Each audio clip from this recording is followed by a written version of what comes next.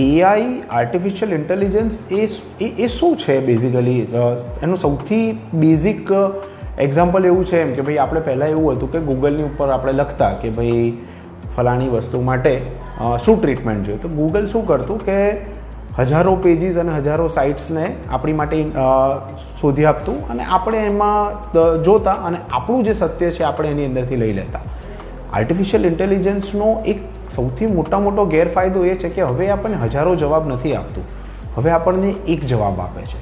હવે જવાબ medical expertise વગર ફોલો કરવો એ કેટલો રિસ્કી છે આપ એ સમજી શકો છો. બીજું કે શું એ ડૉક્ટરને રિપ્લેસ કરી નાખશે? ના, એ ડૉક્ટરને આસિસ્ટ કરશે. બીજી કોઈ પણ ટેકનોલોજીની જેમ જ ઘણી બધી એરર એક હ્યુમન એરરના ફોર્મમાં આવતી હતી, એ કદાચ આપણે ટેકનોલોજીની મદદથી આપણે એને બચાવી શકીશું. મારી પાસે જે રોબોટિક સિસ્ટમ છે એ પણ એઆઈ ઇન્ટિગ્રેટેડ છે અને it is constantly learning which I help the technology કે કઈ રીતના આપણે પેશન્ટના વેલફેર માટે આપણે કામ કરી શકીએ.